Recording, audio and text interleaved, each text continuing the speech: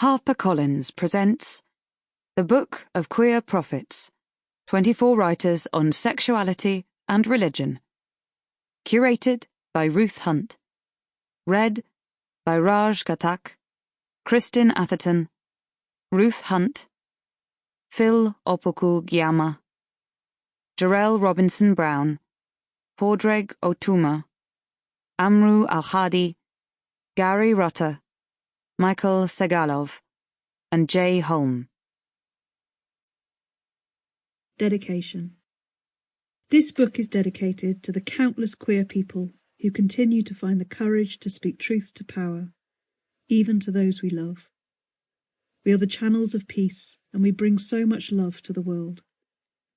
And it is dedicated to the love of my life, Caroline, who doesn't believe in an interventionist God, but knows that I do.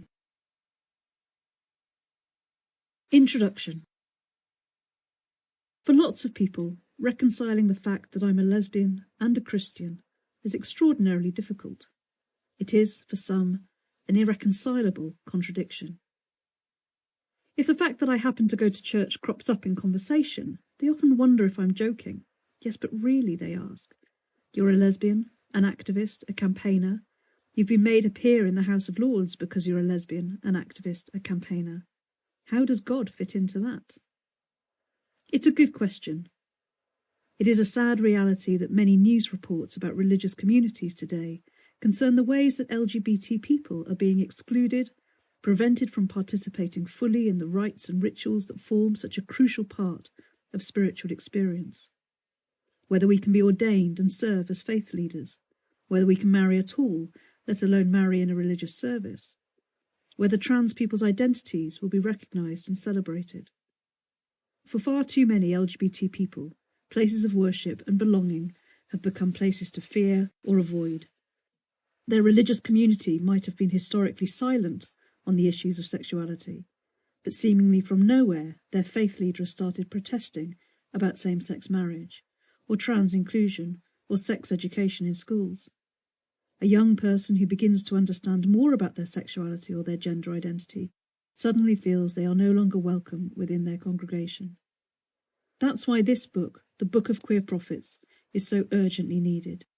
It tells the stories of the people behind those anecdotes and headlines, and most importantly, shows how some of these people are finding ways to recognise and reconcile these two crucial aspects of their identity.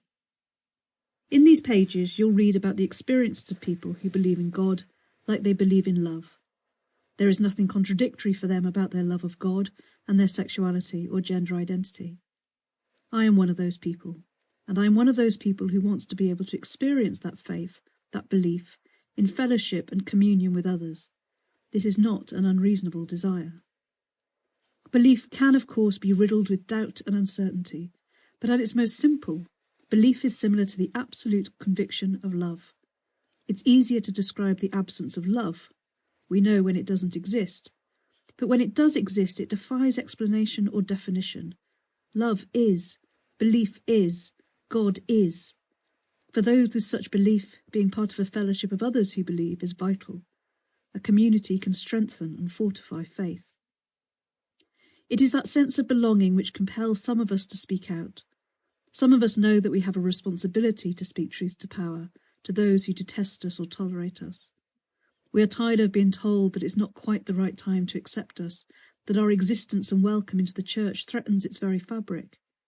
We are part of a faith community, and we have something unique, sacred and vital to contribute. We are, understandably, running out of patience with the supposed ethical pragmatism that requires us to stay in the shadows. Some, of course, don't believe in God and watch with bewilderment this so-called community pontificating on the lives of other people, claiming a higher authority as a justification of their intrusion. We need to hear their voices too. These are often people whose upbringings were religious, but who found themselves with many questions and too few answers. They often have important observations about how religious teachings can be warped to exclude and marginalised. Faith leaders and communities need to acknowledge those we've lost, who feel left behind, and whose relationship with faith teeters between ambivalence and alienation. We cannot and should not deny the hurt Sample complete. Ready to continue?